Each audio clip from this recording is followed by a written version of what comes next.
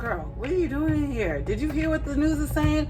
Homosexuals are on a rise. Come on so we can chit chat about it. And I'll also tell you a cute little story time. Come on. Should you still date when your money is funny? I think not. I want to talk about it. Let's chit chat while we beat my face for today. The eyeshadow palette for today is from the brand Color Story, Bright Blooms. Y'all, get into these colors. Today's look, we're going to be using this purple shade Iris mixed with this blue shimmer shade Dewy. Let's do it. So we got the purple in the crease, and then we're going to do the shimmery blue shade Dewy on our beautiful eyelid. Ever heard the saying, love don't pay the bills? Well, that's the saying, lover, because it's a true thing. Don't fall into the trap of thinking that just because you have feelings for somebody, you love them, whatever that means. I like to lean into psychology's definition of what love is. It truly is a borderline of being crazy, y'all. There's like some chemicals that increase and go off in your brain that you are on the borderline of being crazy. So because you're basically crazy, you are likely to believe things that are not true. So you may very well convince yourself that just because you love this person, that money does not matter, and that, you know, y'all love will prevail and get you through anything. That is a lie. Do not do it. So when you're out here in this dating world and you're in a financially unhappy situation, I truly believe that really does affect how you feel about yourself. Like, it affects your personality, it affects your self-esteem, it affects your self-confidence. I refuse to date a man who is not in a stable financial state in his life. Yeah, I told y'all about that last man that I was interested in February. A way that I judge if a person is financially stable are by a few things. Number one, does he have roommates, yes or no? In Indianapolis, I know I complain a lot about the rent prices and stuff, but if you're making a decent living and it's just you that you're supporting, you should not have roommates. Rent is $1,000. So you're trying to tell me, and that's for a 2-bedroom. So for a 1-bedroom, it's probably like what, $600, $700. So you're trying to tell me that you don't make at least $700 a month to provide yourself with living, but you want me to commit to you and let you lead and guide me? Absolutely not. You can't even lead and guide yourself. You led and guided yourself to a roommate situation. That means you want me to be your next roommate. Absolutely not. Some people feel that it is okay to date when your money is funny. And some people like me think it's not okay. Like let's think about it. If I'm down bad, y'all, like barely can survive, couch surfing, don't have a car, living with somebody, but I have a job, but my job, I'm underemployed, I'm barely making any money, can't support myself. Why would I then go out and put myself in the dating world? Now I'm a liability. Like, now I want a man to just take care of me solely so that I don't have to take care of myself. I feel like that is bad karma. Although I am of the belief that a man should, you know, financially provide for me, but I'm also going to have other value to offer. I'm not going to be a liability dragging him down. I feel like if I was to go out in that state of not having nothing and nothing to offer, like not even be able to show him that I can take care of myself, like that is a liability. Like, that's not attractive. Because I feel that way, I wouldn't take a man in that state. Be wary of the homosexuals, y'all. Like, there are people out here, especially, well, men and women, there are people in this world that do not have any desire to be self-sufficient. So their main goal in life is to lead you on to somebody to provide for them. Dating within your tax bracket and dating when your money is funny go hand in hand. Say, for example, my money is funny, right? But I feel like I don't want to be alone. I still want somebody. So instead of me going and fixing myself and getting my money together, I'm going to go the other way. I'm just going to go get me a man instead and, you know, use his money. So when I'm doing that, I'm probably going to be looking for a man who has a significant amount of money to just give to me. And that can be a problem because most men don't know how to say no. They're always up on the internet talking about, don't give these women nothing. I don't do this for women, blah, blah, blah. Y'all lies. There you go. This bitch, I'm telling you. As a lie and a half. And I know it's a lie and a half because if y'all watch any of my Get Ready with Bees or listen to any of my story times, y'all too know that it's a lie and a half. These dudes really just be on the internet lying. They really just be lying. Like, the lifestyles and the attitudes that they claim to have and they claim to direct towards women is a lie. I have run across so many men that lie on the internet, and then when I be in their face asking them questions, then all of a sudden they're so agreeable, y'all. So I'm gonna give y'all an example. So 3 years ago when I was trying to date this man, when I met him, he just came with money in his hand, not, literally.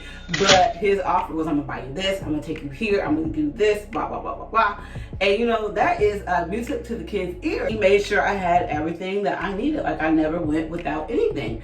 And then the flip side of that, y'all, he be on the internet talking about he don't give chicks nothing, ain't nobody getting nothing out of him. He's the one who's getting stuff from women. So I'm thinking he must be either these are past memories or he's dealing with someone else, because that is not at all the relationship that we have. So I would ask him about it. I'm like, hey, I saw that you were on the internet talking about, you don't give women anything. Like, is this something that has changed with you? Like, when did you not want to give women stuff? Like, when did this happen? He goes, oh, I was just saying that because I was having a conversation with my homie, and we were just talking about how we don't be giving women nothing. And I'm thinking, like, since the day I met you, you give me nothing but whatever I asked for. Like, they like I said, y'all, they be living lies. They're living a lie. They're living in delusion. Their life is a farce.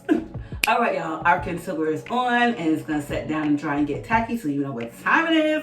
It is story time. So staying on today's topic of how you should not be dating when your money is funny, I'm gonna tell the story of how Future's boyfriend was financing my life using other women's money. The ghetto. So if you do not know who Future's boyfriend is, I'm gonna pin a story time about him. So I met this man up in the club, y'all, when people still used to meet people up in the club. Fun fact, I met 3 people up in the club that night. So anyways, I meet him up at the club. When I meet someone, 9 times out of 10, 10 times out of 10, I usually know right off top if I like them or not. So once I like someone, I'm like that Boondocks character. I tell you what, I like you and I want you.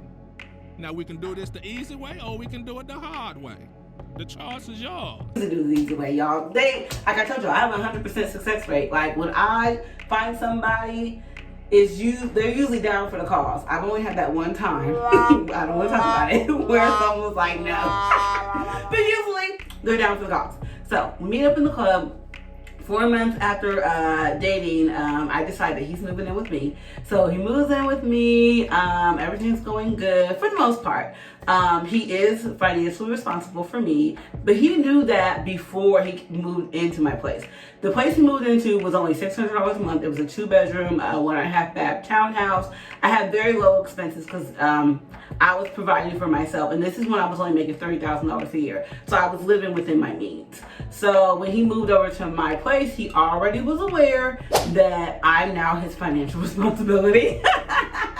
So he moved into my place. He's paying all the bills, right? So he was working at a temp agency, and if you've ever worked at temp agencies, you know that there can be time periods where you only work for 6 weeks, and then that position ends, and then you don't work for a week or 2, and then it's like contract work. And then you have sometimes where you get hired on to the place where you were contracting for. So he was a worker like that. So he would have periods of time where he wouldn't work for like a week or something like that. But he was a hustler. He was on it. He was always making sure money came in the house because he has me to support. There came a time where he ended up getting injured, so he was not able to work.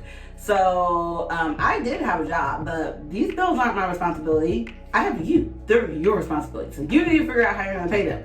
Y'all, I really didn't say that, but I did. But I let him know, like, hey, I understand that you're injured, so if I need to pay the bills this month, I can. And he was just like, no, I got it. I'm going to pay it. So somehow the bills are getting paid. How they're getting paid, I'm not quite sure, because like I said, he was not working and I wasn't paying them. I was paying like my personal bills, like car payment, car insurance, but like the household bills, he was paying those, and I'm not quite sure how he was paying it because he wasn't working. He only did work for, I want to say, like a week and a, probably like 2 weeks. I thought nothing of it because this man was good with money. Like, he was really good with saving money. So he was trying to help me, save my money on my lower income. Because he didn't make too much more than I did, but he made a little bit more than I did. I mean, he always had money. He was really good with his money. So he was trying to teach me how to save my money and be better with my money. So that's what I'm thinking in my mind. Okay, he probably just has money saved to the side, or his brother is helping him, or he getting it from somewhere. Jesus is busting him with some money or something. So time goes on, and fugitive boyfriend is starting to kind of not necessarily complain, but make slick comments to me about how I'm expensive, I'm always asking for stuff. So in addition to him paying the household bills, I still have my hand out for whatever it was that I wanted to buy, but I didn't want to use my own money. So I guess that started to get on his nerves. And he was like, you know what, I'm tired of you asking me for stuff. I was like, well, what do you want me to do? Like, he was like, you have money. I said, but that's like for an emergency. Time went on again, and he had he had been complaining about me asking for stuff a lot for like a month, and then all of a sudden he just stopped complaining, and then I started to get like a weekly $200 allowance. So he's paying the bills and he's giving me $200 every week. I think nothing of it. Like I said, he's good with his money and he works. So I'm not thinking no fugaziness is going on.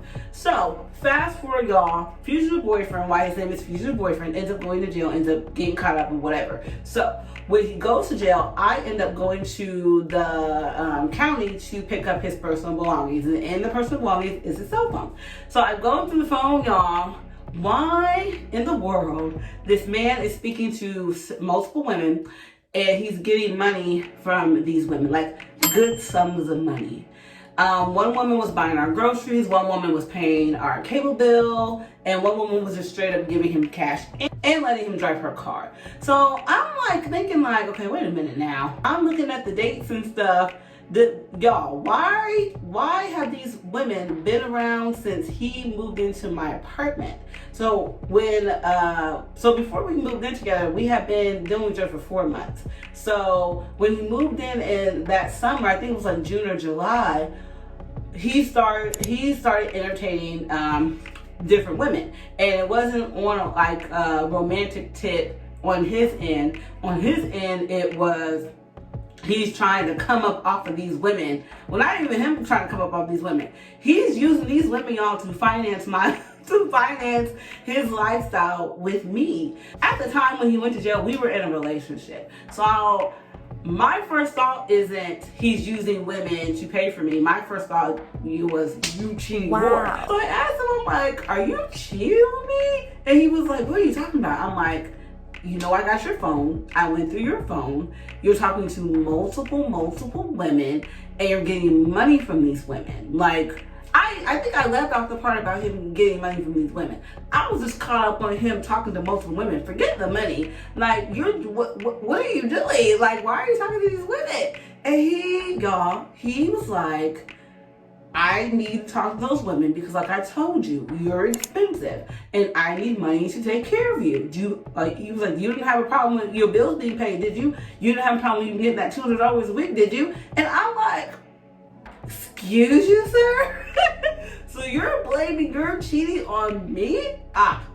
Nah, homeboy. Like, there is no excuse for this behavior. So, guys, apparently men can do it too. Like, y'all know how people are big on saying like women use men for the come up. Women, if you're ever down bad, just find you a man and go be a kept woman and let him take care of you. That's what fugitive boyfriend was doing, y'all. And then even at one point in time, he had said to me, well, Charity, you want all these things and blah, blah, blah. So I got a proposition for you. I'm like, okay, what's your proposition? He's like, I'm going to move out of here and I'm going to go move in with another chick. And in that way, you get my money, you get all of my money, because then I don't have to pay bills over here. And then that's more money for you. So I'm thinking, so you want me to stay in a relationship with you? You gonna go move in with another chick, You just think a chick just gonna let you move in with her with no title? Absolutely not. And then she gotta pay your bills too. Now, as crazy as it sounds, y'all, there are women who unfortunately have been victims of this crime. I know a few people personally have been a victim of this crime. Like, please protect yourself from men like that, and if you're a man, please protect yourself from women like that. When you meet this woman, if how she is living her life does not match or exceed how you are living your life, she's going to use you dry. And once she gets everything from you, she's going to leave you. In future boyfriend and I situation, I did not use him dry and then leave him. That whore cheated on me. That's why he got left. He cheated on me, and he was, if you check out my other story times, you know what else he was doing to me. I had to go. That was not a healthy situation. So I don't want y'all thinking I used him dry and then left him. No. So be wary of people like that. Be wary of people who just take. And 9 times 10, they're going to tell you that they're a taker. Future boyfriend, he told me he was a taker. Fortunately for him, he got with someone who, I'm not necessarily I'm not necessarily a giver. I'm a give and take. I believe in reciprocity. So you're giving, I'm taking, you're giving. Like, it's symbiotic. With him, he got himself in a situation where he was giving. He was getting too, but it was give, get. That's just how it was raised. Like, I can't help it. Except for, you know who you are.